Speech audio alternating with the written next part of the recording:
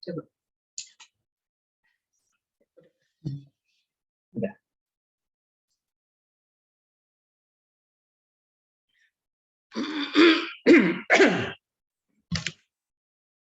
Selamat sahabat, selamat sore. Kami ucapkan pada saudara kalian, kita akan memulai lagi untuk seminar Kitab Wahyu pasal 10 ini dengan perikop kitab terbuka. Dan sekarang adalah pendahuluan dari Wahyu pasal 10 bagian kedua. Tapi sebelumnya kita tunduk kepala dan berdoa. Maha besar Tuhan, Bapa kami yang bertahta di atas surga, kami ucapkan terima kasih Tuhan atas pimpinan Tuhan kami, sehingga pada siang hari ini Tuhan, kami dapat berkesempatan kembali untuk mempelajari firman Tuhan. Buka hati pikiran kami Tuhan, dan demikian firman yang akan kami pelajari sepanjang sore hari ini, akan dapat kami mengerti, dan semua itu akan lebih menguatkan iman percaya kami untuk lebih dekat kepada Tuhan. Terima kasih Tuhan telah mendengarkan jatuh kami ini, sempurnakan doa kami Tuhan, di dalam nama Yesus, hamba-Mu berdoa dan mengucap syukur. Amin. Oke, jadi kita akan lanjutkan lagi pertemuan kita untuk membahas kitab Wahyu pasal 10.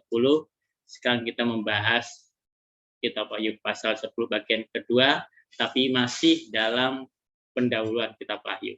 Saya akan mengulang dulu apa yang akan kita bahas, apa yang telah kita bahas pada Sabat yang lalu. Jadi, kalau kita lihat dalam Perjanjian Lama, setelah penciptaan yang nomor 1, angka nomor 1, itu penciptaan, Yesus sebagai pencipta, itu bisa kita baca dalam 1 Yohanes 1 ayat 1-3 dan 1 Yohanes 1 ayat 14. Setelah Yesus menciptakan bumi, laut, dan segala isinya, maka manusia jatuh ke dalam dosa. Jadi dalam hal ini, Adam dan Hawa untuk tidak makan buah. Buah semuanya boleh dimakan, hanya satu saja buah yang tidak boleh dimakan, yaitu buah tentang pohon pengetahuan yang baik dan yang jahat. Tujuannya memang itu adalah untuk ujian, jadi bagaimana manusia yang diciptakan itu untuk taat kepada Tuhan, menurut Tuhan, karena memang ya manusia ingin menurut kepada Tuhan, bukan karena Tuhan yang memaksakan.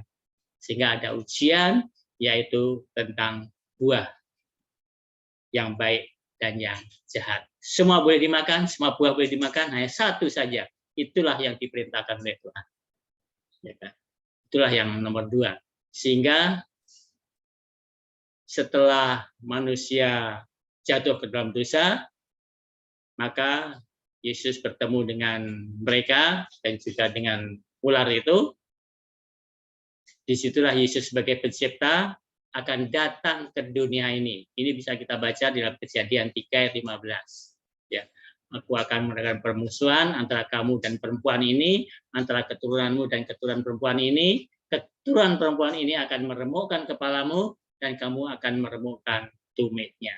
Itulah permusuhan itu, dan itulah rencana Yesus akan datang ke dunia ini. Lalu untuk melaksanakan rencananya itu, Yesus memilih Abraham. Ya, memilih Abraham, di mana kenapa Abraham dipilih? Karena memang Abraham dipilih karena dia selalu menuruti perintah Allah, menuruti hukum Allah. Itu bisa kita baca dalam Kejadian 12 dan Kejadian 26 ayat 5. Di situ Abraham dipilih karena memang Abraham selalu menuruti perintah Allah. Setelah itu, itulah yang nomor 4. Setelah itu, Abraham beranak cucu, ya kan? Maka keturunan Abraham itulah bangsa Israel. Di mana keturunan Abraham memang dia mengungsi dulu ke Mesir, tapi setelah tinggal di Mesir, dia keluar dipimpin oleh Musa, dan disitulah setelah keluar dari Mesir, bangsa Israel dipilih sebagai umat Tuhan, karena memang Allah telah berjanji keturunanmu akan menjadi umatku. ya kan? Aku menjadi Allahmu dan Allah keturunanmu. Jadi Israel dipilih sebagai umat Tuhan. Dan itu bisa kita baca di dalam Keluaran 19 ayat 5 sampai dengan 6. Di situ tua-tua jemaat bangsa Israel dipanggil, ya kan, oleh Musa. Musa dipanggil oleh Tuhan, mau nggak mereka mau menjadi umatku? Tanya kepada mereka. Lalu Musa bertanya kepada tua-tua jemaat dan seluruh ke bangsa itu, dan mereka mau untuk menjadi umat Tuhan. Jadi bangsa Israel sebelum dipilih dia ditanya dulu, mau tidak menjadi umatku, dan mereka mau. Dan setelah mereka mau menjadi umat Tuhan, maka mereka sebagai umat Tuhan diberikan 10 hukum Allah. Jadi 10 hukum Allah, artinya itu adalah hukum moral, mereka diberitahu apa itu dosa. Ya. Jadi 10 hukum Allah tujuannya adalah untuk mengetahui apa itu dosa. Itu ada dalam Keluaran 20. Tetapi Tuhan tidak hanya memberikan 10 hukum Allah saja, dia juga memberikan hukum upacara. Itulah yang dilaksanakan di Bait Suci. Ya, ini bisa kita baca di dalam Imamat 23 tentang upacara-upacara, hukum upacara, di mana tujuannya dari hukum upacara itu adalah untuk menyelesaikan masalah dosa. Jadi kalau 10 hukum Allah itu adalah untuk mengetahui apa itu dosa, tetapi kalau hukum upacara, yaitu upacara yang dilakukan di Bait Suci, itu adalah untuk menyelesaikan masalah dosa. Dan juga bangsa Israel juga diberikan oleh hukum-hukum yang lain. Ini bisa kita baca dalam Keluaran 20 ayat 30. Itu bisa yang nomor 6. Dan setelah nomor 6, nomor 7, sebelum mereka masuk ke tanah Kanaan, janji berkat dan kutuk kepada orang Israel itu diberikan kepada mereka, di mana umat Tuhan sebelum masuk tanah Kanaan. Jadi sebelum masuk ke tanah Kanaan, umat Allah, orang Israel, dia diberikan janji tentang berkat dan kutuk. Itu bisa kita baca dalam Ulangan 28. Dan nomor 8, di sini kita lihat ternyata bangsa Israel pecah menjadi 2 karena Salomo tidak taat kepada Tuhan. 10 suku di utara dan 2 suku di selatan. Ini bisa kita baca dalam 1 Raja-Raja 12. 10 suku Israel di utara dibuang ke Asyur. Karena apa? Karena murtad. Ini bisa kita baca di 2 Raja-Raja ayat pasal 17. Jadi apa yang sudah diminta Tuhan untuk ditaati, ternyata mereka tidak taat. Itulah yang telah dilakukan oleh 10 suku Israel yang di utara. Sehingga mereka dibuang ke Asyur dan sudah hilang. Tetapi, itu nomor 9. Tetapi yang nomor 10, 2 suku di selatan dibuang ke Babel. Ya. Kenapa dibuang ke Babel? Itu bisa kita baca di Yesaya 8. Dan diberi kesempatan lagi 70 minggu. Itulah nubuatan 70 minggu. Daniel 9. Nubuatan 70 minggu adalah awal dari nubuatan 2300 petang dan pagi dari Daniel pasal 8. Jadi Daniel pasal, kalau kita lihat, Daniel pasal 7 itu adalah proses penghakiman yang ada di surga. Daniel pasal 8 itu menyatakan kapan penghakiman itu dimulai, yaitu setelah 2300 petang dan pagi. Dan Daniel pasal 9 itu menyatakan kapan nubuatan 2300 petang dan pagi itu dimulai. Itu di dalam Daniel pasal 9. Di dalam nubuatan 70 minggu. Ya. Mereka diberi kesempatan lagi sampai Yesus datang pertama kali. Itu nomor 12. Dan pertanyaannya adalah, kenapa 2 suku di selatan dibuang ke Babel? Kalau yang 10 suku itu memang sama sekali begitu dia berdiri, dia sama sekali dia murtad. Dari awal sampai akhir dia murtad. Ya. Tetapi kalau dua suku, ya masih 50-50 lah. Kadang-kadang murtad, kadang-kadang setia, kadang-kadang murtad dan setia. Sehingga diberi kesempatan lagi 70 minggu, 490 tahun. Sampai kapan? Sampai Yesus datang. Apakah diterima atau tidak? Ya kan, kita lihat nanti. Jadi kenapa itu dibuang ke Babel? Kalau kita lihat mengapa dua suku di selatan yaitu Yehuda dan Benyamin dibuang ke Babel, kita baca di Hezkiel pasal 8, perikopnya berhala kekejian yang ada di dalam bait Allah. Itu saya baca saja di dalam Hezkiel 8 ayat 15 sampai 16. Saudara bisa baca semua pasal itu, tapi saya akan baca dalam Hezkiel 8 ayat 15 dan 16. Demikian bunyinya ayat 15. Firman-Nya kepadaku, "Hai anak manusia, kau lihatkah apa yang mereka perbuat? Engkau masih akan melihat perbuatan-perbuatan kekejian yang lebih besar lagi daripada ini." Jadi kalau kita lihat di dalam perikop pasal 8 itu, mereka bangsa Israel yang di sebelah selatan, padahal bait suci ada di situ, mereka menyembah berhala di dalam bait suci. Dan apalagi yang ayat 16 kita baca, kemudian dibawanya aku ke pelataran dalam rumah Tuhan.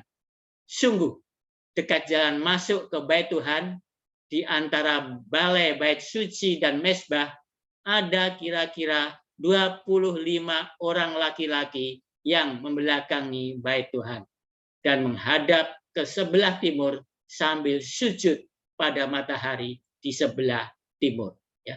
Jadi di sini di dalam bait suci, di pelataran dalam rumah Tuhan, di dalam bait suci, dekat jalan masuk ke bait Tuhan. Jadi bait suci itu pintunya ada di sebelah timur. Jadi kalau orang mau masuk ke dalam bait suci, berarti dia seharusnya menghadap ke arah barat. Dan di antara balai bait suci dan mezbah, artinya mezbahnya adalah mezbah bakaran. Jadi pintu masuk ada mezbah bakaran, terus ada tempat penyucian, pembasuhan, baru ada bait suci atau bilik suci. Itulah. Jadi tapi ini masih di luar bilik suci, di pelataran itu. Ada kira-kira 25 orang laki-laki yang membelakangi bait Tuhan. Jadi dia menghadap ke timur dan menghadap ke sebelah timur sambil sujud pada matahari di sebelah timur. Jadi 25 orang ini ada di dalam pelataran bait suci, dia membelakangi bait suci, dia menghadap ke timur, ke matahari, dan sujud pada matahari. Dan kalau kita lihat 25 orang ini ada di dalam pelataran bait suci, berarti ini adalah imam-imam, pendeta-pendeta, tua-tua jemaat. Karena tidak mungkin orang awam ada di pelataran bait suci. Ini adalah orang-orang yang memang bertugas, pimpinan-pimpinan gereja pada waktu itu. Ya kan? Jadi mereka menghadap ke sebelah timur sambil sujud pada matahari di sebelah timur. Itulah yang dikatakan perbuatan-perbuatan kekejian yang lebih besar lagi daripada ini yang dikatakan oleh Tuhan. Jadi kenapa mereka dua suku yang ada di selatan itu dibuang ke Babel? Karena mereka menyembah dewa matahari. Ya kan? Jadi menyembah dewa matahari, menyembah ciptaan Tuhan, itu adalah perbuatan-perbuatan kekejian. Jadi kalau kita disuruh untuk menyembah Tuhan, tapi kita menyembah yang tidak disuruh oleh Tuhan, itu adalah kekejian. Jadi setelah di perjanjian baru, tadi bangsa di selatan, yang dua bangsa, dia diberi kesempatan 70 minggu sampai Yesus datang. Nomor 12, itulah pelayanan Yesus setelah Yesus datang. Terus nomor 13, Yesus disalib tahun 31. Itulah termasuk dalam pengobatan 70 minggu. Ini bisa kita baca di dalam Daniel pasal 9. Dan yang arti dari Yesus disalib itu berarti hukum upacara digenapi. Itu nomor 14, Imamat 23. Jadi kalau kita membaca Imamat 23, di situ ada hukum-hukum upacara yang selalu dilakukan oleh bangsa Israel. Di mana setiap tanggal 1 bulan tanggal 14 bulan Nisan, ya kan, itu ada upacara Paskah, artinya Yesus disalib. Tanggal 15 satu hari setelah itu, tanggal 15 adalah upacara makan roti tidak beragi, berarti Yesus ada di dalam kubur.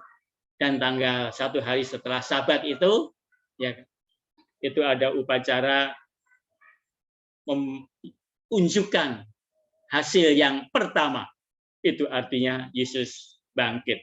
Jadi itulah upacara-upacara yang digenapi. Setelah itu ada upacara 50 hari setelah itu. Ya kan, mereka juga harus melakukan upacara lagi. Itulah Pantekosta itu. Pentakosta adalah 50 hari setelah hari Sabat itu. Kita juga peringati sampai sekarang ini. Jadi itu upacara-upacara. Dan ada lagi upacara yang meniup trompet, itu adalah pada tanggal 1 bulan yang ke-7 mereka meniup trompet. Itu adalah tanda bahwa pengumuman yang dikumenangkan bahwa penghakiman akan dimulai. Setelah itu pada tanggal 10 itu mereka harus melakukan upacara lagi. Itulah yang disebut bagaimana mereka mengadakan upacara pembersihan bait suci. Ya, itulah dimulainya penghakiman itu. Penghakiman dimulai tahun 1844. Setelah itu ada upacara yang terakhir, yaitu perayaan dalam Pondok Daun.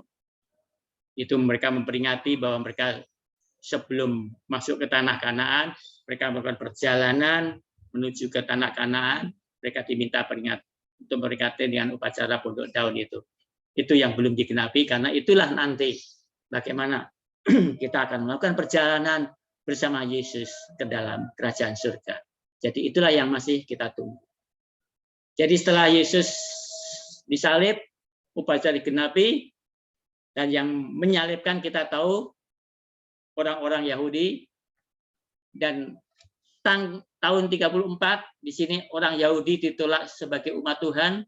Ini bisa kita baca dalam Kisah pasal 7, itu tahun 34. Karena apa? Karena mereka melempari Stefanus. Ya, dengan mereka melempari Stefanus, artinya nubuatan 70 minggu digenapi dan orang-orang Yahudi ditolak sebagai umat Tuhan. Dan siapa setelah perjanjian baru yang diterima sebagai umat Tuhan, yang disebut umat Tuhan setelah perjanjian baru adalah mereka yang telah menerima Yesus sebagai juru selamatnya. Dan setelah itu di tahun 31 sampai tahun 100 Masehi, itu yang nomor 1 warna coklat itu ada kalau kita baca di dalam Wahyu pasal 6 itu adalah tentang metre, 7 metre. Itu adalah metre pertama. Metre pertama kuda putih, itulah yang antara 31 Masehi dan tahun 100 Masehi. Itu adalah bagaimana Injil itu berkembang sangat pesat. Banyak orang yang menerima Yesus sebagai juru selamatnya. Disitulah agama Kristen berkembang dengan pesat, karena di situ adalah iman yang murni. Ini adalah kuda putih metre pertama. Tetapi setan tidak suka dengan berkembangnya kekristenan situ, Injil berkembang tidak suka. Lalu ada metre yang kedua dibuka. Metre kedua adalah kuda merah, di mana kuda merah itu adalah iman yang berdarah, di mana di situ terjadi penganiayaan kepada orang-orang Kristen. Tetapi semakin dianiaya, semakin berkembang orang-orang Kristen pada waktu itu. Sehingga dengan demikian setan berusaha mengubah strateginya. Maka ada kuda hitam. Kuda hitam itu adalah metre yang ketiga. Metre ketiga di situ adalah iman yang kompromi. Di situ kalau kita lihat ini adalah pada zaman Konstantin. Konstantin sebetulnya orang kafir dia, tapi dia memeluk agama memeluk agama Kristen, dan karena dia sedang berperang dengan orang barbar, sehingga dia akan menyatukan antara orang-orang yang percaya kepada kekafiran, ya kan, yang menyembah matahari, dengan orang-orang Kristen. Sehingga kenapa dia masuk Kristen? Karena dia ingin menyatukan itu semuanya, supaya dia bisa menyatukan itu sehingga menjadi kuat, sehingga dia bisa memerangi orang barbar itu. Itulah tujuannya. Dan disitulah pada waktu kuda hitam, pada waktu iman yang kompromi ini, Konstantinopel merekomendasikan untuk hari Sabat menjadi hari Minggu. Dan itu supaya bisa diterima, dan itu ternyata bisa diterima, sehingga dengan demikian orang-orang kepercayaan kafir ya bisa menerima. Disitulah tradisi-tradisi dari orang-orang kafir masuk ke gereja. Inilah iman yang kompromi. Kuda hitam, meterai ketiga. Lalu materai ketiga itu tahun 313 Masehi sampai tahun 538 Masehi. Setelah itu meterai keempat, kuda hijau kuning. Itu dari tahun 538 Masehi sampai dengan tahun 1798 Masehi. Selama 1260 tahun. Di Alkitab bisa dikatakan 1260 tahun, atau 1 masa, 2 masa, setengah masa, artinya 3,5 tahun, atau 42 bulan. Itulah yang dikatakan di dalam Alkitab. Itu artinya 1260 tahun. Itulah kuda hijau kuning.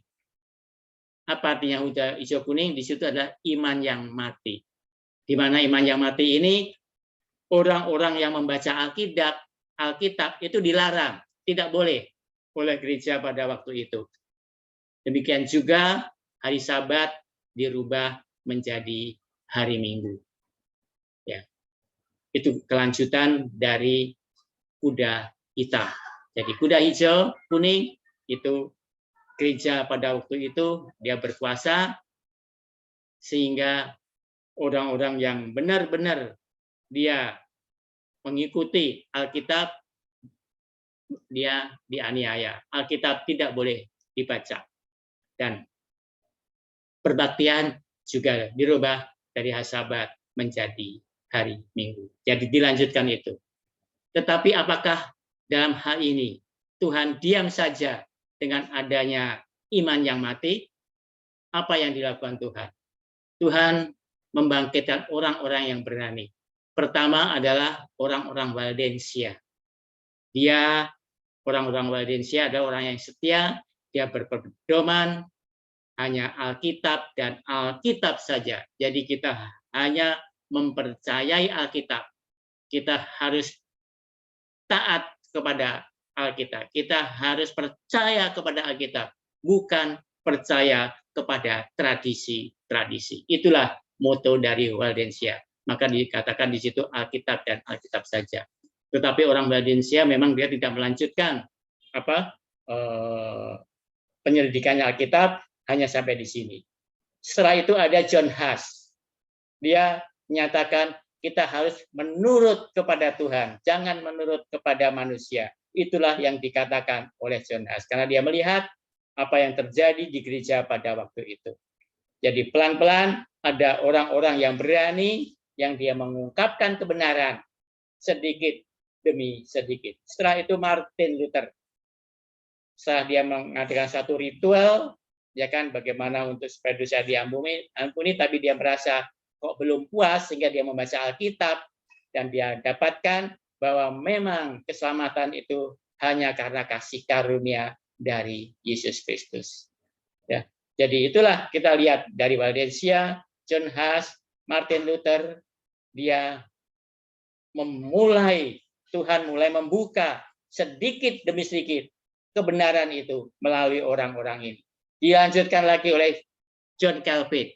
Ini adalah orang-orang Presbyterian sekarang ini disebut, ya kan? Dia mengatakan tentang kita harus bertumbuh kerohanian kita, pertumbuhan rohani dalam kasih karunia dari Yesus Kristus. Jadi kita harus bertumbuh rohani kita. Lalu dilanjutkan ada gerakan Anabaptis, ya kan? Di sini baptis dengan diselamkan. Mereka tidak percaya dengan baptis untuk anak-anak. Karena dikatakan di dalam Matius 28 ayat 19 dan 20, pergi, jadikanlah semua bangsa muridku dan baptiskanlah mereka atas nama Bapa, Anak, dan Roh Kudus, dan ajarlah mereka. Itulah dasarnya. Kalau anak kecil, apalagi masih bayi, mereka belum bisa diajar. Jadi gerakan Anabaptis ini adalah gerakan untuk membaptiskan orang yang sudah dewasa, yang sudah bisa diajar dengan baptisan diselamkan sesuai dengan Alkitab. Setelah itu ada John Wesley. Ini adalah sekarang disebut kaum Metodis. Ini adalah bagaimana kita sebagai orang Kristen harus menjaga kekudusan kita, ya kan? Tabiat kita harus menjaga kekudusan kita sebagai orang Kristen, sehingga orang akan bisa melihat siapa kita. Jadi kita lihat pada zaman kegelapan, iman yang mati, Tuhan mulai membangkitkan orang-orang yang berani untuk mengajarkan kebenaran dalam Alkitab sedikit demi sedikit. Belum dibuka semuanya. Setelah itu baru yang nomor 5, William Miller.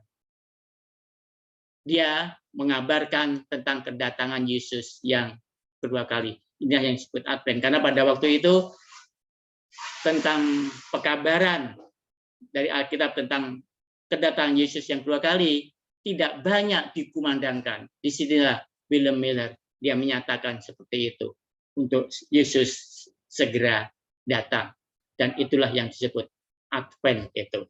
Jadi dalam hal ini pada waktu mulai zaman kegelapan tahun 538 sampai 1798 di mana orang dilarang baca Alkitab dan perbaktian dirubah dari hari Sabat menjadi hari Minggu. Kita lihat di situ adalah Tuhan membangkitkan orang-orang yang berani untuk membuka Alkitab sedikit demi sedikit, ya kan, supaya orang mengetahuinya. Dan inilah terjadinya banyak denominasi sekarang ini. Pengikut Valencia, pengikut John Huss, mereka itu berkembang menjadi satu denominasi yang ada sekarang ini. Dan kalau saya baca di dalam Google tahun 2007 itu ada 39 denominasi, 39.000 denominasi itu yang terjadi. Dan sekarang yang nomor 6 setelah 1844 penghakiman dimulai, akan ada gerakan umat sisa untuk memulihkan 10 hukum Allah dan menyembah Tuhan pada hari Sabat, hari yang ke-7. Itu bisa dalam Wahyu 14 ayat 6 dan sampai 7. Ya kan? Di mana kita lihat hari Sabat akan dikembalikan kembali seperti pada waktu kuda putih, iman yang murni. Jadi gerakan yang terakhir ini dan umat sisa ini adalah untuk mengembalikan iman yang murni yang telah hilang pada waktu kuda putih meterai yang pertama. Di mana gerakan umat sisa ini yang akan kita bahas dalam Wahyu pasal 10 ini adalah dia juga pengikut Valencia, karena gerakan ini juga percaya kepada Alkitab, tidak percaya kepada tradisi. Gerakan umat sisa ini juga adalah pengikut John Huss, dia menurut pada Tuhan daripada menurut pada manusia. Demikian juga mereka percaya kepada Martin Luther tentang kasih karunia, bahwa keselamatan itu hanya kasih karunia dari Yesus Kristus. Dan dia juga pengikut dari John Calvin, karena gerakan ini pada akhir zaman ini percaya bahwa kita rohani kita harus bertumbuh, ya kan? Demikian juga mereka mempercayai gerakan Anabaptis ini, yaitu dengan baptisan dengan diselamkan. Dan mereka juga percaya dengan John Wesley, kaum Metodis, bahwa kita harus menjaga kekudusan tubuh kita, ya kan? Jadi tabiat kita harus sama dengan tabiat Yesus. Dan juga mereka menantikan kedatangan Yesus yang kedua kali. Jadi juga pengikut William Miller, ya kan? Jadi dalam hal ini, sampai akhir zaman ini, sudah lengkap gerakan-gerakan yang telah timbul akibat adanya iman yang mati itu. Jadi Tuhan tidak tinggal diam. Dia menggerakkan orang-orang yang berani untuk kembali membuka Alkitab dari pertama orang-orang Laodikia sampai akhir zaman ini untuk mengembalikan kembali iman yang murni. Sama seperti pada waktu metre pertama, yaitu kuda putih, iman yang murni. Sehingga dengan demikian, kalau itu semua sudah dikabarkan, maka pintu kasihan akan ditutup. Artinya pintu kasihan ditutup adalah pintu percobaan akan ditutup, karena sekarang kita hidup di dunia itu ada dalam masa percobaan.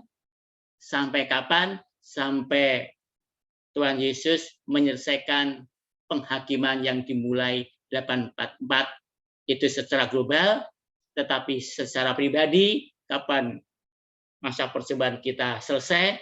Pada waktu kita meninggal, ya. Jadi itulah bagaimana kita harus kembali ke iman yang murni, sama seperti pada waktu kuda putih. Dan itulah yang akan kita bahas, siapa gerakan umat sisa ini di dalam Wahyu pasal 10. Jadi itu sudah dinubuatkan di dalam kitab Wahyu pasal 10. Setelah itu selesai, itu kasihan ditutup, maka yang tujuh tulah akan terjadi, itu di dalam Wahyu pasal 16. Setelah itu baru Yesus datang yang kedua kali untuk menjemput umat-umatnya yang dia sudah menerima iman yang murni seperti pada waktu Yesus setelah naik ke surga. Itulah iman murni. Jadi prinsipnya akhir zaman ini, gerakan umat sisa yang terakhir ini, siapa dia nanti kita akan bahas, itu adalah untuk mengembalikan iman yang murni yang telah hilang pada waktu metre ketiga dan keempat, ya kan? Dan dimulai dari orang-orang Laodikia dan selanjutnya. Mereka berhenti di situ, tidak melanjutkan lagi, tetapi Tuhan memang sedikit demi sedikit membuka kebenaran itu kepada orang-orang sampai akhir zaman. Semuanya akan terbuka semua, sehingga orang akan mengetahui, sehingga dengan demikian kalau kita mengikuti semua ajaran dari Waldensia sampai gerakan yang terakhir ini, maka kita akan memiliki iman yang murni. Itulah yang sudah kita bahas pada waktu Sabat yang lalu. Sekarang marilah kita membaca perikop dari kitab Wahyu pasal 10.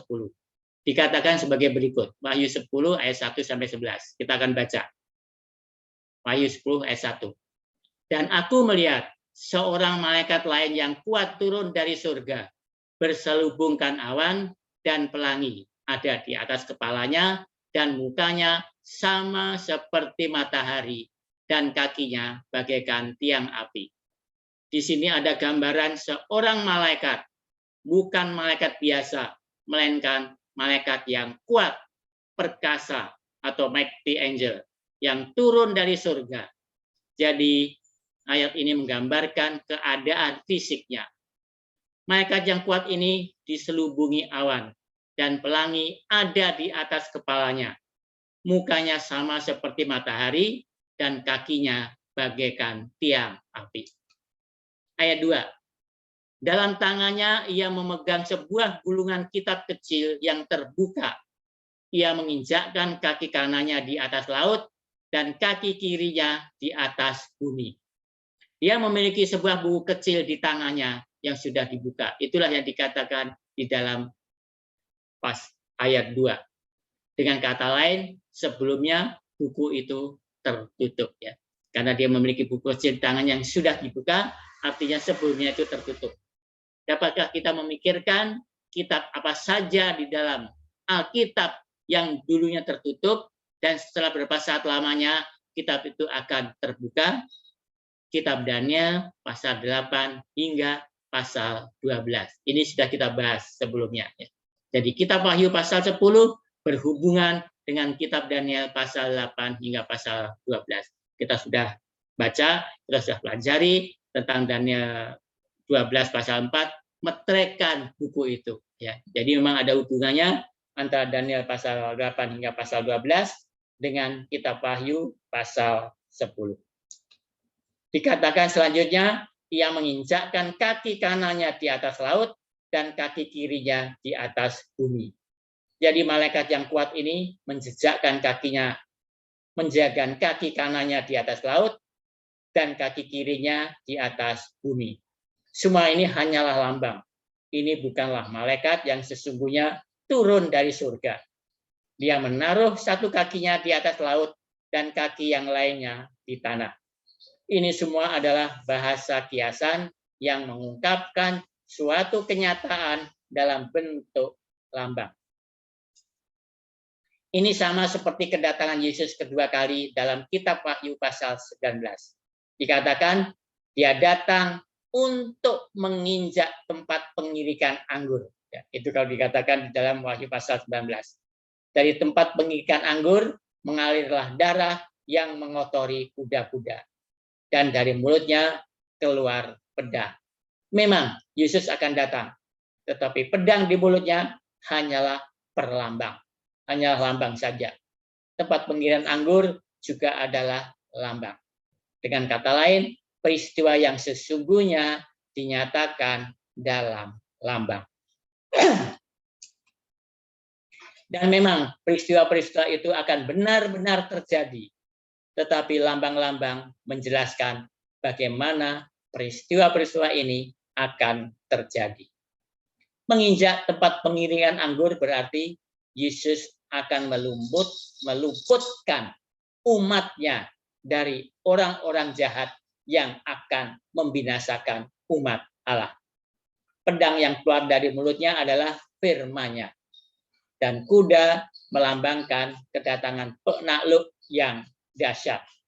Jadi bukannya Yesus tidak datang, melainkan kedatangannya digambarkan dalam lambang. Jadi di sini kita mendapatkan gambaran secara lambang apa yang terjadi pada tahun 1844. Itulah yang dikatakan yang terjadi. Ayat 3 sekarang. Dan ia berseru dengan suara nyaring, sama seperti singa yang mengaum. Dan sesudah ia berseru, ketujuh guruh itu memperdengarkan suaranya. Jadi dengan kata lain, suaranya seperti auman singa, suara guruh sesungguhnya merupakan gema dari suaranya. Jadi kita lihat urut-urutannya. Dia berseru dengan suara nyaring, sama seperti singa yang mengaum, dan ketika dia berseru, hal selanjutnya adalah ketujuh guruh itu memperdengarkan suaranya. Itulah urut-urutannya. Ayat 4 sekarang. Dan sesudah ketujuh guruh itu selesai berbicara, aku mau menuliskannya.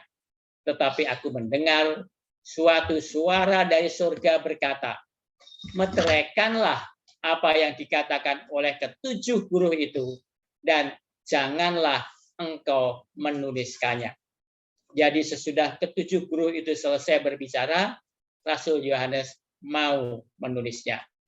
Apakah Rasul Yohanes memahami apa yang dikatakan ketujuh guruh itu? Dia memahaminya karena dia mau menuliskannya. Tapi mungkin ada orang berkata, tidak seorang pun memahami guru, karena guru hanyalah suara. Tetapi kita haruslah memahami. Kita akan melihat bagian lain dari Injil Yohanes ketika Yesus berkata. Jadi perikop tentang guru ini juga bisa kita baca dalam Yohanes 12 ayat 28 sampai dengan 29. Ini adalah tentang guru. Karena dikatakan pada yang di kitab Wahyu tadi, sebetulnya Yohanes mengetahui apa suara guru itu. Kenapa? Karena dia mau menuliskannya, tetapi tidak boleh menuliskannya. Meteraikanlah, artinya tidak boleh ditulis. Kita baca dalam Yohanes 12 ayat 28 sampai 29. Bapa, muliakanlah namamu, maka terdengarlah suara dari surga. Aku telah memuliakannya dan aku akan memuliakannya lagi. Ya kan? Itulah yang kedengaran dari surga. Ayat 29, orang banyak yang berdiri di situ dan mendengarkannya berkata bahwa itu bunyi guntur.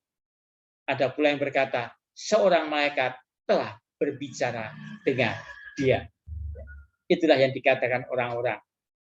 Tapi dalam hal ini, Yesus tahu apa yang dikatakan dari surga oleh Bapaknya. Muliakanlah anakmu, dan suara Bapaknya berkata, aku telah mempermuliakan dan akan mempermuliakannya lagi. Dan reaksi dari orang-orang yang ada di sana, sebagian dari mereka berkata, itu suara guru. Dan ada juga yang berkata, seorang malaikat telah berbicara kepada Yesus. Jadi, guru itu bukan sekedar suara, tetapi memberikan suatu pekabaran. Dan Rasul Yohanes memahami pekabarannya. Karena dia berkata, aku mau menuliskannya. Tetapi aku mendengar suatu suara dari surga berkata, meteraikanlah apa yang dikatakan oleh ketujuh guru itu, dan janganlah engkau menuliskannya. Jadi Rasul Yohanes memahami apa yang dikatakan ketujuh guru itu. Tetapi dia diperintahkan untuk memeteraikannya. Dengan kata lain, pada poin ini, tidaklah baik bagi orang-orang yang membaca hal ini untuk mengetahuinya. Ayat 5. Dan malaikat yang kulihat berdiri di atas laut dan di atas bumi, mengangkat tangan kanannya ke langit. Ya. Ini merupakan peristiwa selanjutnya dalam rangkaian itu. Nanti kita akan bahas lebih detail lagi. Apa maksudnya mengangkat tangan kanannya? Di sini hanya tangan kanannya saja yang diangkat. Ayat 6. Dan ia bersumpah demi Dia yang hidup sampai selama-lamanya, yang telah menciptakan langit dan segala isinya, dan bumi dan segala isinya, dan laut dan segala isinya. Katanya, tidak akan ada penundaan lagi. Jadi sumpah ini merupakan suatu rujukan yang jelas kepada apa? Kepada hukum yang keempat. Ini merupakan bahasa Sabat, ya kan? Karena dikatakan di sini yang saya beri merah itu, yang telah menciptakan langit dan segala isinya, dan bumi dan segala isinya, dan laut dan segala isinya. Inilah penciptaan itu. Dan kalau kita bicara penciptaan, berarti ini merupakan bahasa tentang hari Sabat. Dan ini jelas bahasa yang datang dari kitab Kejadian pasal 2 ayat 1 hingga ayat 3. Kita baca ayat 1. Demikianlah diselesaikan langit dan bumi dan segala isinya. Ayat 2. Ketika Allah pada hari ketujuh telah menyelesaikan pekerjaan yang dibuatnya itu. Berhentilah ia pada hari ketujuh dari segala pekerjaan yang telah dibuatnya itu. Lalu Allah memberkati hari ketujuh itu dan menguduskannya. Karena pada hari itulah ia berhenti dari segala pekerjaan penciptaan yang telah dibuatnya itu. Jadi dengan cara tertentu, malaikat ini menarik perhatian untuk pencipta. Dan apa yang dikatakan dalam sumpah ini, katanya, tidak akan ada penundaan lagi. Wahyu 10 pasal 6 dikatakan di situ ada tidak akan ada penundaan lagi. Tetapi kalau dikatakan dalam Alkitab King James Version yang bahasa Inggris, that there should be time no longer. Tidak akan ada waktu lagi. Jadi ada keretanya berbeda, tapi sebenarnya sama itu. Malaikat itu mengucapkan suatu sumpah dan mengangkat tangannya, dan malaikat itu mengucapkan suatu sumpah, katanya.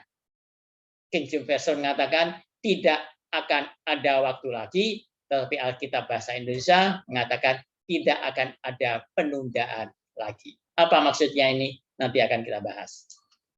Tetapi belumlah selesai. Selanjutnya dikatakan dalam ayat 7, Ayat 7 tidaklah merupakan kelanjutan dari ayat 6. Jadi ayat 7 bukan kelanjutan dari ayat 6. Dengan kata lain, ayat 7 merupakan di dalam tanda kurung. Ini memutus aliran pemikiran. Ayat 7 digenapi pada akhir kitab Wahyu pasal 10.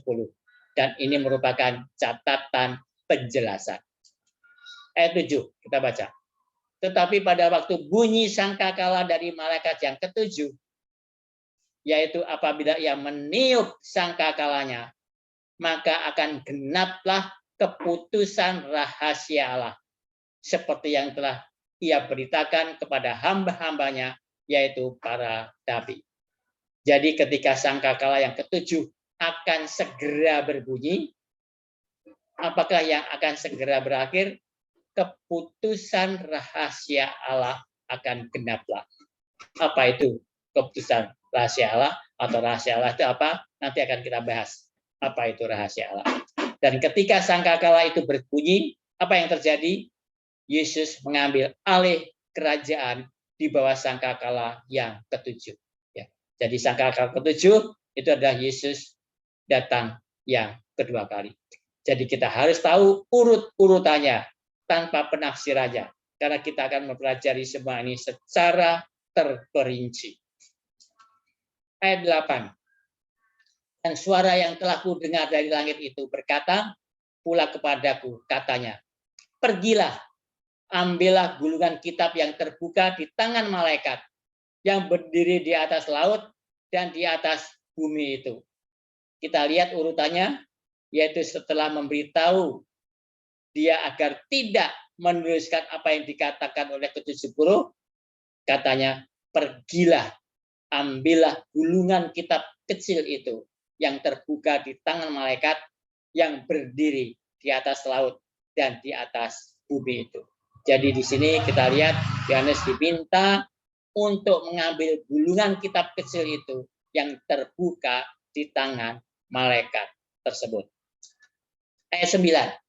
Lalu aku pergi kepada malaikat itu dan meminta kepadanya supaya ia memberikan gulungan kitab itu kepadaku. Katanya kepadaku, ambillah dan makanlah dia. Ia akan membuat perutmu terasa pahit, tetapi di dalam mulutmu ia akan terasa manis seperti madu. Buku mana yang diperintahkan agar Rasul Yohanes memakainya? Kitab Daniel pasal 8 hingga pasal 12. Dan tema utamanya adalah nubuatan 2300 hari atau 2300 petang dan pagi dan masa penghakiman. Jadi Yohanes diperintahkan agar memakannya. Tetapi harap diketahui, tidak ada orang yang memakan buku. Ini merupakan bahasa perlambang, hanya bahasa lambang saja. Dan kita akan melihat apa artinya. Jadi dia berkata, pergilah, ambillah gulungan kitab yang terbuka di tangan malaikat yang berdiri di atas laut dan di atas bumi itu.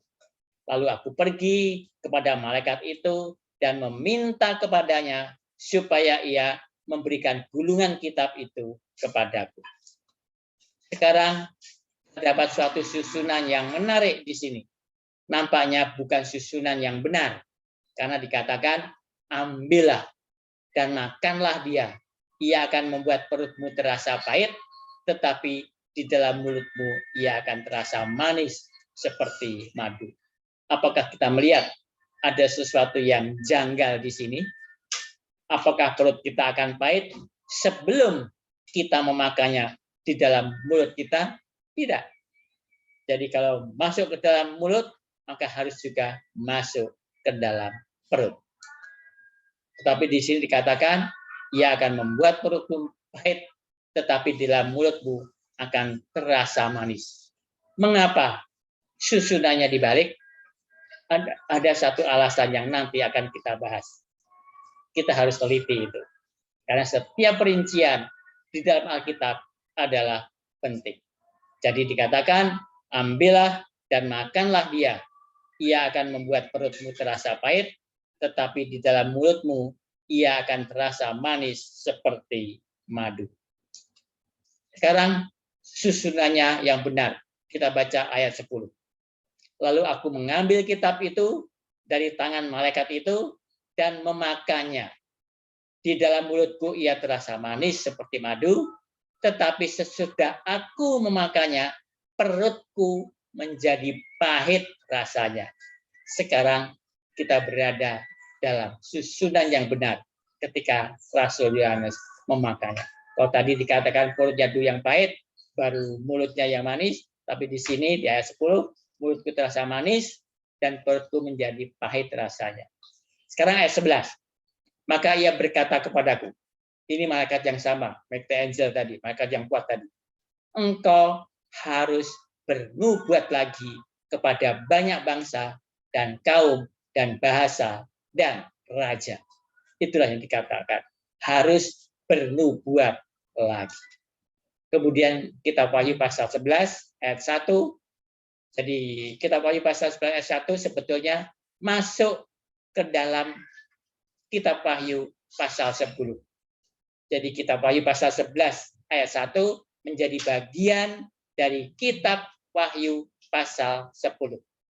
Dalam Wahyu pasal 10 ayat 11, malaikat itu berkata, engkau harus bernubuat lagi kepada banyak bangsa dan kaum dan bahasa dan raja.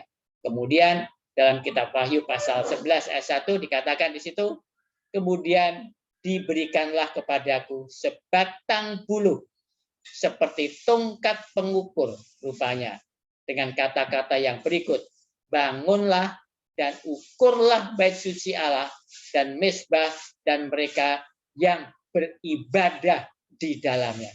Sekali lagi, saya ulang yang merah, bangunlah dan ukurlah bait suci Allah dan mezbah dan mereka yang beribadah di dalamnya. Jadi yang memberinya sebatang bulu seperti tongkat pengukur adalah malaikat yang sama. Ya, itulah yang dikatakan dari ayat itu. Jadi malaikat tadi itu memberikan sebatang bulu seperti tongkat pengukur. Jadi ini merupakan kelanjutan dari yang sebelumnya. Rasul Yohanes diberikan sebatang bulu seperti tongkat mengukur, dan Yohanes maju dan mengukur. Kira-kira merujuk pada apakah itu kata mengukur itu? Karena dikatakan bangunlah dan ukurlah bait suci Allah dan mezbah dan mereka yang beribadah di dalamnya. Ini adalah bait suci. Ya, apa yang dimaksud dengan ini? Ukurlah bait suci Allah dan mezbah dan mereka yang beribadah di dalamnya. Apakah arti mengukur? Alkitab mengatakan mengukur berarti penghakiman. Jadi apa yang terjadi setelah masa kekecewaan, umat-umat Allah dipanggil untuk menyampaikan pekabaran jam penghakiman Allah. Sekarang marilah kita meneliti kitab Wahyu pasal 10, selangkah demi selangkah, dan menyimpulkan apa yang sudah kita pelajari sejauh ini. Dan serangkaian peristiwa-peristiwa dalam Wahyu pasal 10, kita harus ingat urut-urutan peristiwa.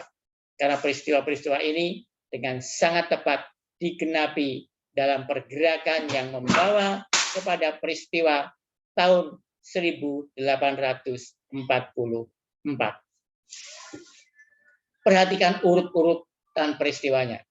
Poin pertama, jadi kita lihat poin-poinnya dari ayat-ayat tersebut. Wahyu 10 ayat 1. Dan aku melihat seorang malaikat lain yang kuat turun dari surga, berselubungkan awan dan pelangi ada di atas kepalanya, dan mukanya sama seperti matahari, dan kakinya bagaikan tiang api.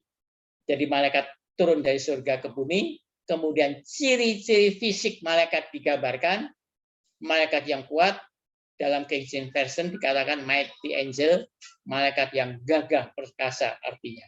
Itulah yang dikatakan dalam kitab King James Version. Poin kedua, Wahyu 10 ayat Dalam tangannya ia memegang sebuah gulungan kitab kecil yang terbuka. Ia menginjakkan kaki kanannya di atas laut dan kaki kirinya di atas bumi. Kemudian malaikat yang turun dari surga memiliki gulungan kitab di tangannya, dan gulungan kitab itu terbuka, yang berarti gulungan kitab itu sudah dia buka ketika dia turun ke bumi. Malaikat itu pastilah telah membukanya sebelum dia turun ke bumi. Di dalam tangannya ada gulungan kitab yang terbuka. Itulah yang dikatakannya. Jadi kita melihat ada hal yang sangat menarik. Malaikat yang sama dalam kitab Wahyu pasal 10 ayat 1 juga ditemukan di dalam kitab Daniel pasal 10 dan pasal 12. Ya, khususnya dalam pasal 12. Dalam kitab Daniel pasal 12 ayat 7 ya, dikatakan malaikat ini mengangkat kedua tangannya ke langit dan mengucapkan sumpah dalam nama Allah yang kekal. Ya. Jadi dalam Daniel pasal 12 ayat 7 dikatakan malaikat ini mengangkat kedua tangannya. Tetapi dalam kitab Wahyu pasal 10 ayat 5, malaikat ini bersumpah dengan mengangkat tangan kanannya. Jadi tidak semua tangannya diangkat, tapi hanya tangan kanannya. Kita baca dalam kitab Daniel pasal 12 ayat 7, dikatakan di sini, saya langsung baca saja yang Daniel 12 ayat 7, lalu ku dengar orang yang berpakaian kain lenan yang ada di sebelah atas air sungai itu bersumpah demi Dia yang hidup kekal sambil mengangkat tangan kanan dan tangan kirinya ke langit. Ya, jadi dia bersumpah kepada Dia yang hidup kekal sambil mengangkat tangan kanan dan tangan kirinya ke langit. 1 masa dan 2 masa dan setengah masa, dan setelah berakhir kuasa perusak bangsa yang kudus itu, maka segala hal ini akan digenapi. Ya, jadi ini kalau kita lihat orang ini atau mereka ini dia mengangkat dua tangannya sambil mengatakan 1 masa, 2 masa dan setengah masa. Tadi kalau kita lihat di perhitungan tadi 1 masa, 2 masa dan setengah masa itu ada 3,5 tahun. 3,5 tahun kalau dikalikan 1 tahun sama dengan 360 hari, sama dengan 1.260 hari.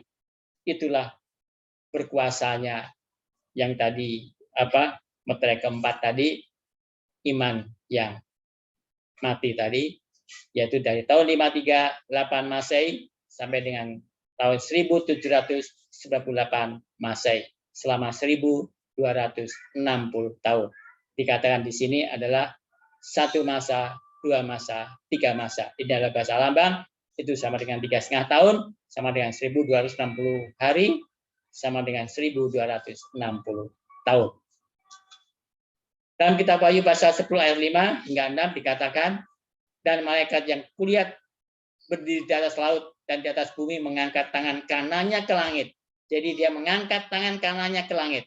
Dan ia bersumpah demi Dia yang hidup sampai selama-lamanya, yang telah menciptakan langit dan segala isinya, dan bumi dan segala isinya, dan laut dan segala isinya. Katanya, tidak akan ada penundaan lagi.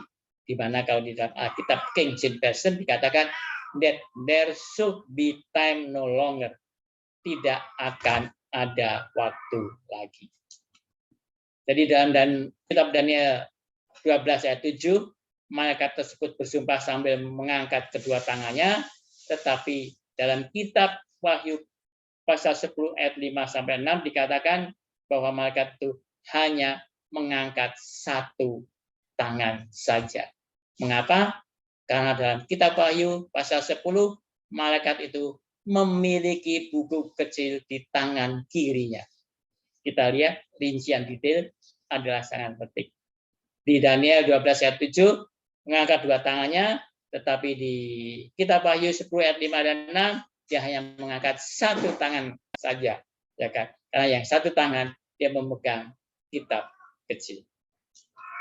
Jadi malaikat turun dari surga dan sebelumnya dia telah membuka gulungan kitab ini, karena buku kecil itu merupakan gulungan, karena tidak ada penjilitan. segala sesuatu ditulis dalam gulungan surat. Jadi terjemahan yang lebih baik adalah gulungan surat. Kemudian apa yang dilakukan malaikat ini? Dia turun ke bumi dengan gulungan surat yang terbuka. Kemudian dia menjejakkan kaki kanannya di laut dan menjejakkan kaki kirinya di tanah. Poin ketiga, Wahyu 10 ayat 3 dan 4. Dan ia berseru dengan suara nyaring, sama seperti singa yang mengaum. Dan sesudah ia berseru, ketujuh guru itu memperdengarkan suaranya. Dan sesudah ketujuh guru itu selesai berbicara, aku mau menuliskannya.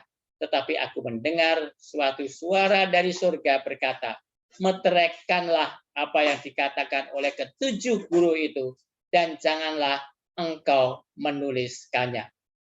Dan setelah dia menjejakkan kaki-kakinya, dia mengeluarkan suatu seruan seperti suara singa yang mengaum. Itulah yang dikatakan dalam ayat ini.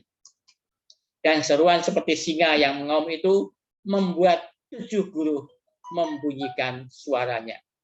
Dan Rasul Yohanes hampir saja menuliskan apa yang diserukan oleh tujuh guru itu.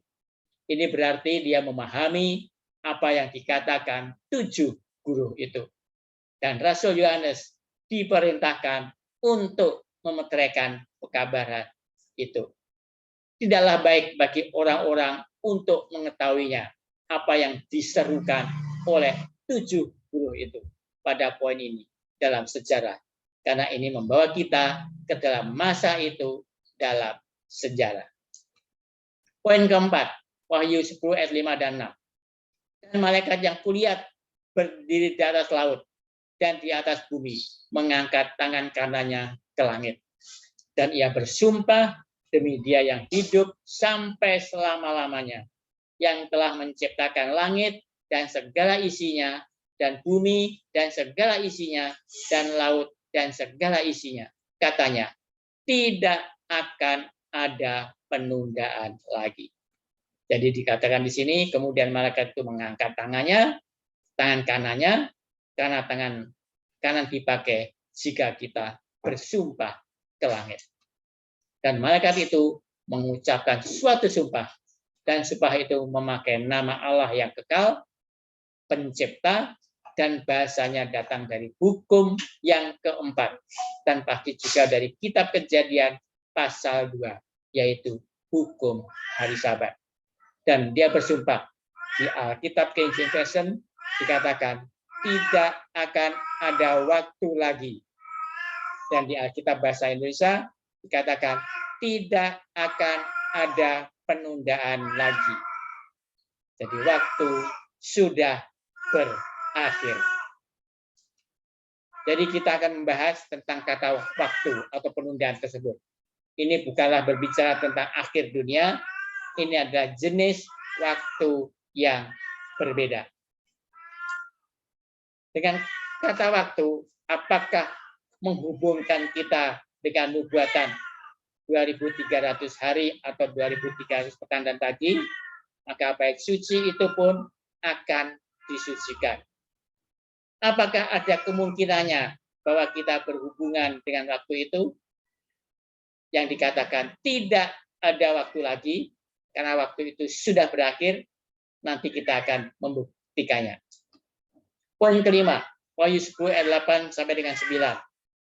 Dan suara yang telah kudengar dari langit itu berkata pula kepadaku, katanya, pergilah, ambillah gulungan kitab yang terbuka di tangan malaikat yang berdiri di atas laut dan di atas bumi itu. Lalu aku pergi kepada malaikat itu dan meminta kepadanya, supaya ia memberikan gulungan kitab itu kepadaku.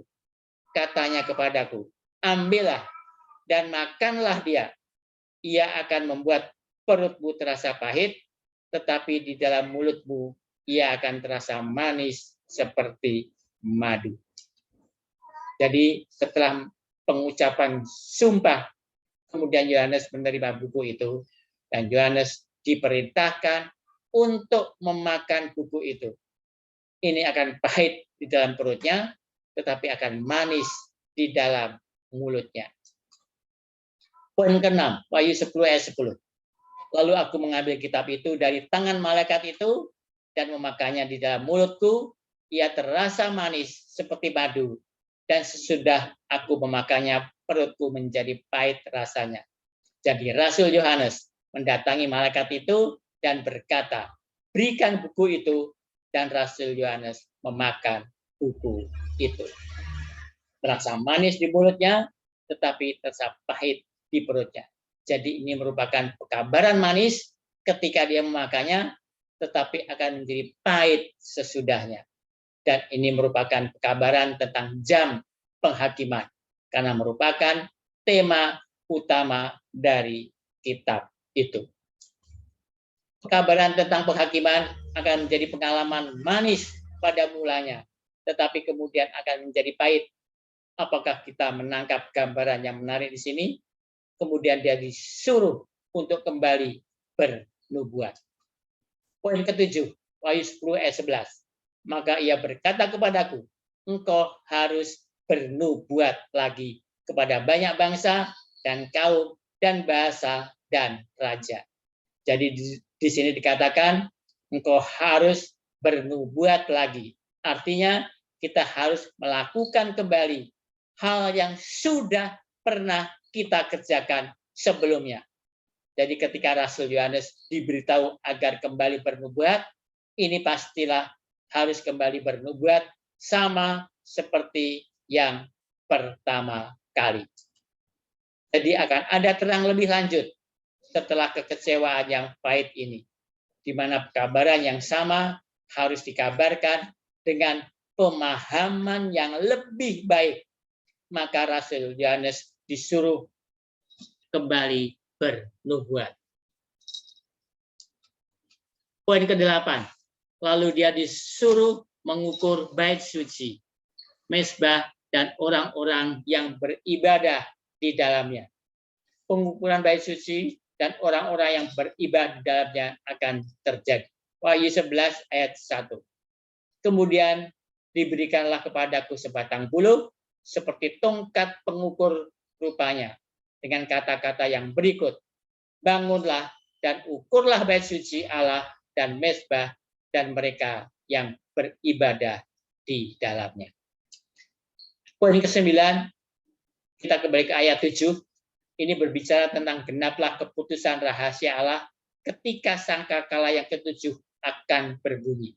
Dengan kata lain, rahasia Allah berakhir ketika sangkakala yang ke-6 berakhir, dan ketika sangkakala yang ke-7 akan mulai.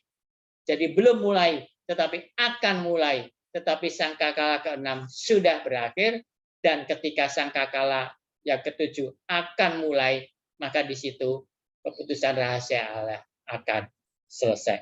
Wahyu 10 ayat 7 dikatakan, tetapi pada waktu bunyi sangkakala dari malaikat yang ke-7, yaitu apabila ia meniup sangkakalanya, dikatakan apabila ia meniup sangkakalanya, maka akan genaplah keputusan rahasia Allah, seperti yang telah ia beritakan kepada hamba-hambanya, yaitu para nabi. Bukan ketika sangkakala yang ke-7 berbunyi, melainkan ketika sangkakala yang ke-7 akan mulai berbunyi. Jadi mulai berbunyi, akan mulai berbunyi. Maka rahasia Allah berakhir. Dan kita akan mendapati bahwa hal ini merujuk kepada penutupan pintu kasihan bagi manusia.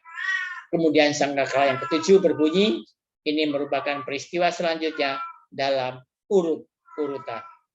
Sangkakala yang ke-7 berbunyi dan dikatakan bahwa kerajaan dunia ini akan menjadi kerajaan Kristus dan dia akan memerintah untuk selama-lamanya.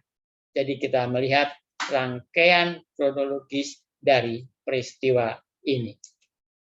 Sekarang kita akan menafsirkan arti dari kitab Wahyu pasal 10 ayat demi ayat secara berurutan. Tadi kita baru membaca perikopnya dan kita membahas poin-poinnya. Sekarang kita akan menafsirkan arti dari kitab Wahyu pasal 10 ayat demi ayat secara berurutan. urutan. Kita baca Wahyu pasal 10, ya kan. Jadi kita akan bahas sekarang makna dari kitab Wahyu pasal 10. Dan aku melihat seorang malaikat yang kuat turun dari surga, berselubungkan awan, ya kan. Dan pelangi ada di atas kepalanya. Dan mukanya sama seperti matahari, dan kakinya bagaikan tiang api. Ya, yang saya tandain merah itu angka-angka itu adalah apa? Ciri-ciri dari malaikat tersebut. Ayat 2, dalam tangannya ia memegang sebuah gulungan kitab kecil yang terbuka. Ia menginjakkan kaki kanannya di atas laut dan kaki kirinya di atas bumi. Dan ia berseru dengan suara nyaring, sama seperti singa yang mengaum. Dan sesudah ia berseru, ketujuh guru itu memperdengarkan suaranya. Jadi ciri-ciri malaikat yang turun dari surga, tadi ada 6 ciri, ini ada 6 ya, yang saya merah-merahin ini. Yang pertama, malaikat yang kuat. Yang kedua, mukanya sama seperti matahari. Yang ketiga, berselubungkan awan. Keempat, kakinya bagaikan tiang api. Kelima, suaranya nyaring sama seperti singa yang mengaum. Keenam, pelangi ada di atas kepalanya. Dikatakan malaikat yang kuat turun dari surga, ya kan? Malaikat yang kuat katakan. Pertama-tama, marilah kita berbicara tentang malaikat yang dikatakan dalam kitab Wahyu pasal 10. Tidak ada keraguan sedikit pun bahwa malaikat dalam kitab Wahyu pasal 10 tidak lain adalah Yesus Kristus sendiri. Seorang yang turun dengan buku kecil di tangannya. Buku kecil yang terbuka tidak lain adalah Yesus Kristus. Jadi orang yang turun dengan buku kecil di tangannya, di mana buku kecil yang itu sudah terbuka, tidak lain adalah Yesus Kristus. Bagaimana kita bisa tahu? Ciri-ciri malaikat yang turun dari surga. Ciri pertama, malaikat yang kuat. Rasul Yohanes tidaklah melihat malaikat yang biasa. Dia melihat malaikat yang kuat. King James Version di Alkitab Injil mengatakan mighty angel, malaikat yang gagah perkasa. Ini bukanlah seperti aku melihat malaikat yang lain di tengah-tengah langit, lalu malaikat yang kedua mengikutinya, lalu malaikat yang ketiga mengikutinya. Di sini hanya kata-kata malaikat saja. Ya kan? Bukan seperti itu. Ini adalah malaikat yang kuat, malaikat yang gagah perkasa. Siapa nama dari malaikat yang gagah perkasa ini? Ini adalah Mikael. Jadi dia adalah malaikat yang gagah perkasa atau kuat. Dalam kitab Daniel pasal 2 ayat 1 dikatakan sebagai pemimpin besar. Kita baca Daniel 12 ayat 1. Pada waktu itu juga akan muncul Mikael, pemimpin besar itu, yang akan mendampingi anak-anak bangsamu. Dan akan ada suatu waktu kesesakan yang besar, seperti yang belum pernah terjadi sejak ada bangsa-bangsa sampai pada waktu itu. Tetapi pada waktu itu, bangsamu akan terluput, yakni barang siapa yang didapati namanya tertulis dalam kitab itu. Ini kedua, mukanya sama seperti matahari. Jika kita melihat kitab Wahyu pasal 1 ayat 12 hingga 18, ya, kita akan baca ya. Wahyu 1 ayat 12 sampai 18. Lalu aku berpaling untuk melihat suara yang berbicara kepadaku. Dan setelah aku berpaling, tampaklah kepadaku 7 kaki dian dari emas. Dan di tengah-tengah kaki dian itu ada seorang serupa anak manusia, berpakaian jubah yang panjangnya sampai di kaki, dan dadanya berlilitkan ikat pinggang dari emas. Kepala dan rambutnya putih bagaikan bulu yang putih mentah, putih metah, dan matanya bagaikan nyala api. Dan kakinya mengkilap bagaikan tembaga, membara di dalam perapian. Suaranya bagaikan desok air bah, dan di tangan kanannya ia memegang 7 bintang, dan dari mulutnya keluar sebilah pedang tajam bermata 2, dan wajahnya bersinar-sinar bagaikan matahari yang terik. Ketika aku melihat dia, tersungkurlah aku di depan kakinya, sama seperti orang yang mati. Tetapi ia meletakkan tangan kanannya di atasku, lalu berkata, "Jangan takut, aku adalah yang awal dan yang akhir, dan yang hidup dan yang hidup. Aku telah mati, namun lihatlah, aku hidup sampai selama-lamanya, dan aku memegang segala kunci maut dan kerajaan maut." Ini berbicara tentang Yesus dalam bentuk yang dimuliakan. Dikatakan wajahnya bagaikan matahari.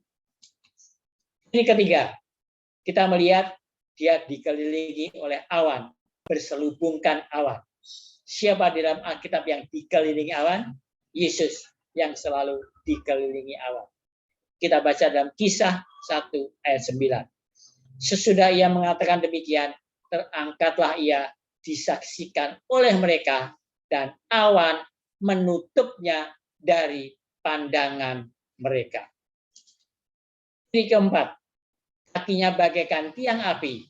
Seperti apakah kaki Yesus dalam kitab Wahyu pasal 1, ayat 1 ayat 15 dikatakan tadi, dan kakinya mengkilap bagaikan tembaga membara di dalam perapian. Suaranya bagaikan desok air bah. Jadi dalam Wahyu pasal 10, kakinya bagaikan tiang api. Apakah ini sama? Sungguh pasti. Jadi ini adalah Yesus. Ciri kelima, dia berbicara seperti singa yang mengaum. Siapakah yang dilambangkan seperti singa di dalam Alkitab? Wahyu 5 ayat 5. Lalu berkatalah seorang dari tua-tua itu kepadaku, "Jangan engkau menangis. Sesungguhnya singa dari suku Yehuda, yaitu tunas Daud, telah menang, sehingga ia dapat membuka gunungan kitab itu dan membuka ke-7 meterainya." Yang disebut singa dari Yehuda adalah Yesus. Ciri keenam, pelangi ada di atas kepalanya. Pada poin ini berarti pintu kasihan masih terbuka. Belum ditutup, tapi masih terbuka. Kita perhatikan pernyataan dari buku Education, halaman 115, tulisan Ellen G. White. Karena busur di awan merupakan hasil gabungan sinar matahari dan hujan. Demikian pula busur di atas tahta Allah merupakan gabungan dari belas kasihannya dan keadilannya kepada jiwa-jiwa yang berdosa tetapi yang bertobat. Jadi Allah berkata, "Hiduplah engkau, aku telah menemukan tebusannya." Jadi ketika kita Wahyu pasal 10 itu terjadi, pintu kasihan masih terbuka. Orang-orang masih dapat diselamatkan. Akhirnya Ellen G. White sendiri mengidentifikasi malaikat ini sebagai Yesus dalam Bible Commentary volume 7 halaman 971. Dia menyatakan demikian, malaikat yang gagah perkasa yang menyuruh Yohanes tidak lain adalah Yesus Kristus. Dan dalam Bible Commentary volume 7 halaman 953 dan 954 dia mengatakan, keterangan yang diberikan kepada Yohanes adalah begitu sangat penting hingga Kristus turun dari surga untuk memberikannya kepada hambanya, menyuruhnya agar mengirimkannya kepada jemaat-jemaat. Jadi malaikat itu adalah Yesus. Ini merupakan pekabaran yang sangat penting sehingga Yesus sendiri yang harus membawakannya. Sekarang tentang buku kecil, Wahyu 10 ayat 2. Dalam tangannya ia memegang sebuah guluan kitab kecil yang terbuka. Ia menginjakkan kaki kanannya di atas laut dan kaki kirinya di atas bumi. Kitab Daniel 12 ayat 4, kita membacanya lagi, dulu pernah kita baca. Tetapi engkau Daniel, sembunyikanlah segala firman itu dan meteraikanlah kitab itu sampai pada akhir zaman. Banyak orang akan melidikinya dan pengetahuan akan bertambah. Setelah Daniel disuruh memeteraikan kitab itu, Daniel melihat dua orang berdiri. Ayat 5 hingga ayat 7. Kita baca. Kemudian aku, Daniel, melihat, maka tampaklah berdiri dua orang lain di tepi sungai sebelah sini dan yang lain di tepi sungai yang sebelah sana. Dan yang seorang bertanya kepada yang berpakaian kain lenan yang ada di sebelah atas air sungai itu. Bilakah hal-hal yang ajaib ini akan berakhir? Itulah yang dikatakannya. Lalu ku dengar orang yang berpakaian lenan yang ada di sebelah atas air sungai itu bersumpah demi Dia yang hidup sambil mengangkat tangan kanan dan tangan kirinya ke langit. Satu masa dan dua masa dan setengah masa. Dan setelah berakhir kuasa perusak bangsa yang kudus itu, maka segala hal itu akan digenapi. Itulah yang dikatakan. Jadi buku itu tidak akan dimeteraikan selamanya, tetapi akan dimeteraikan sampai pada akhir zaman. Akhir zaman dimulai tahun 1798 Masehi. Pada waktu Paus Pius VI ditangkap Jenderal Berthier dalam peristiwa Revolusi Perancis. Banyak orang akan menyelidikinya dan pengetahuan akan bertambah. Pengetahuan tentang apa? Pengetahuan tentang buku yang dimeteraikan akan bertambah. Karena buku ini pada waktu ini telah dibukakan meterainya. Apakah tema utama dari buku kecil itu? Buku kecil ini kita telah mengidentifikasinya sebagai Kitab Daniel pasal 8 hingga pasal 12 yang memiliki tema utama yaitu masa nubuatan 2300 petang dan pagi atau 2300 hari dan tanggal dimulainya penghakiman. Jadi itu merupakan tema utama dari buku ini. Pertanyaan, apakah menurut saudara di kemudian hari dalam sejarah di dalam Alkitab mungkin ada tempat di mana pembukaan meterai dari buku kecil ini akan dinyatakan? Apakah kita berharap akan ada tempat lain di mana gulungan kitab atau buku itu yang meterainya akan diambil sehingga orang-orang akan memahaminya? Tentu saja. Satu-satunya tempat di dalam Alkitab di mana kita menemukan buku kecil itu meterainya dicabut dan buku menjadi terbuka adalah dalam Kitab Wahyu pasal 10. Jadi Kitab Wahyu pasal 10 berhubungan dengan Kitab Daniel pasal 8 sampai pasal 12. Adalah penting untuk mengetahui bentuk kata kerja yang dipakai. Apabila kita membaca Kitab Wahyu pasal 10 ayat 2 dikatakan, dalam tangannya ia memegang sebuah gulungan kitab kecil yang terbuka. Jadi ketika dikatakan, ketika malaikat ini, yaitu Yesus Kristus yang turun dari surga dengan buku kecil yang telah dibukakan, ini berarti sebelum dia turun, bukunya itu telah dibukakan. Yang artinya sebelumnya masih tertutup. Seperti yang sudah kita pelajari dalam pembahasan yang pertama, buku kecil terdiri dari Kitab Daniel pasal 8 1 sampai 12 ayat 4, khususnya bagian yang berhubungan dengan nubuatan 2300 hari dan permulaan penghakiman. Buku kecil itu terbuka ketika pekabaran malaikat yang pertama diberitakan setelah tahun 1798 Masehi. Kitab Daniel 8 ayat 14 memberikan waktu dimulainya penghakiman. Kita baca Daniel 8:14. Maka ia menjawab, sampai lewat 2300 petang dan pagi, lalu tempat kudus itu akan dipulihkan dalam keadaan yang wajar. Jadi kitab Daniel pasal 8 ayat 14 memberikan waktu dimulainya masa penghakiman 2300 petang dan pagi. Dan bait suci itu akan disucikan atau penghakiman akan dimulai. Itulah kitab Daniel 8 ayat 14. Kitab Daniel pasal 7 memberikan gambaran dari peristiwa penghakiman dari sudut pandang surga. Dan kitab Wahyu pasal 14 ayat 6 sampai 7 menggambarkan pemberitaan pekabaran tentang penghakiman itu di bumi. Jadi kitab Daniel pasal 8 memberikan waktu kapan penghakiman dimulai. Kitab Daniel pasal 7 memberikan gambaran penghakiman yang terjadi ketika waktu itu tiba, itu terjadi di surga. Dan kitab Wahyu 14 pasal 7 berbicara tentang pemberitaan jam penghakiman Allah telah tiba di bumi.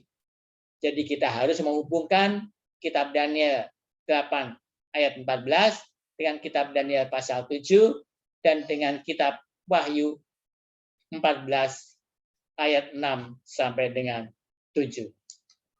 Mari kita lihat hubungannya antara kitab Daniel 8 ayat 14, Daniel 7 ayat 9 sampai 10 dan ayat 13 sampai 14 dan kitab Wahyu pasal 14 ayat 6 sampai dengan 7. Kita baca Daniel 8 ayat 14. Maka ia menjawab, sampai lewat 2300 petang dan pagi, lalu tempat kudus itu akan dipulihkan dalam keadaan yang wajar. Ini artinya adalah permulaan penghakiman. Ya, itu di dalam Daniel 8 ayat 14. Permulaan penghakiman setelah lewat 2300 petang dan pagi. Daniel 7 ayat 9 sampai 10. Sementara aku terus melihat tahta-tahta diletakkan, lalu duduklah yang lanjut usianya, pakaiannya putih seperti salju, dan rambutnya bersih seperti bulu domba. Kursinya dari nyala api, dengan roda-rodanya dari api yang berkobar-kobar. Suatu sungai api timbul dan mengalir dari hadapannya. 1000 kali, beribu-ribu melayani dia, dan selaksa kali, berlaksa-laksa berdiri di hadapannya. Lalu duduklah majelis pengadilan, dan dibukalah kitab-kitab. Jadi kalau kita lihat di sini, duduklah majelis pengadilan, jadi ini adalah penghakiman yang terjadi di surga. Gambaran penghakiman yang terjadi di surga. Daniel 7 ayat 13-14 dikatakan juga, aku terus melihat dalam penglihatan malam itu, tampak datang dengan awan-awan dari langit, seorang seperti anak manusia, datanglah ia kepada yang lanjut usianya itu, dan ia dibawa ke hadapannya. Lalu diberikan kepadanya kekuasaan dan kemuliaan dan kekuasaan sebagai raja. Maka orang-orang dari segala bangsa, suku bangsa dan bahasa mengabdi kepadanya. Kekuasaannya ialah kekuasaan yang kekal, yang tidak akan lenyap, dan kerajaannya ialah kerajaan yang tidak akan musnah. Ya, jadi ini terjadi setelah pengadilan penghakiman itu selesai. Dan di dalam Wahyu pasal 14 ayat 67 dikatakan, dan aku melihat seorang malaikat lain terbang di tengah-tengah langit, dan padanya ada Injil yang kekal untuk diberitakan kepada mereka yang diam di atas bumi, dan kepada semua bangsa dan suku dan bahasa dan kaum. Dan ia berseru dengan suara nyaring, takutlah akan Allah dan muliakanlah dia, karena telah tiba saat penghakimannya. Dan sembahlah dia yang telah menjadikan langit dan bumi dan laut dan semua mata air. Ya. Jadi ini adalah pemberitahuan bahwa saat penghakimannya telah tiba. Pemberitahuan di bumi bahwa sekarang kita itu sedang dihakimi. Kapan mulai penghakiman? Tahun 1844. Jadi pekabaran ini adalah pekabaran malaikat yang pertama. Dikatakan ayat 6. Injil kekal yang diberitakan kepada mereka yang diam di atas bumi dan semua bangsa dan suku dan bahasa dan kaum. Artinya apa? Injil, kabar baik itu harus dikabarkan kepada semua orang. Dan setelah kita menerima Injil, menerima Yesus sebagai juru selamatnya, maka ada perintah yang harus kita lakukan. Apa itu? Takutlah akan Allah, artinya kita harus menuruti perintah Allah, menuruti hukum Allah, muliakanlah Dia, artinya tabiat kita seperti Yesus, dan sembahlah Dia, artinya kita harus menyembah Tuhan pada hari Sabat. Karena apa? Karena telah tiba saat penghakimannya. Jadi penghakiman itu sekarang telah tiba. Jadi hubungan kitab Daniel pasal 8, kitab Daniel pasal 7, dan kitab Wahyu pasal 14. Pertama, kitab Daniel pasal 8 memberikan waktu kapan penghakiman dimulai. Kedua, kitab Daniel pasal 7 memberikan gambaran tentang penghakiman yang terjadi di surga. Ketiga, kitab Wahyu pasal 14 memberikan pekabaran kepada dunia bahwa jam penghakiman Allah telah tiba. Kesimpulan. Pertama, malaikat yang kuat turun dari surga yang memberitakan pekabaran ini adalah Yesus sendiri. Pekabaran ini sangat penting sehingga Yesus sendiri yang harus memberitakan pekabaran ini kepada Yohanes. Kedua, buku kecil yang terbuka yang dipegang oleh malaikat tersebut adalah kitab Daniel 8 ayat 1 sampai Daniel 12 ayat keempat. Khususnya bagian yang berhubungan dengan nubuatan 2300 petang dan pagi dan permulaan penghakiman. Kita akan mempelajari urut-urutan peristiwa dalam kitab Wahyu pasal 10 selanjutnya. Dan nanti kita akan dapat melihat semua hubungan dalam urut-urutannya.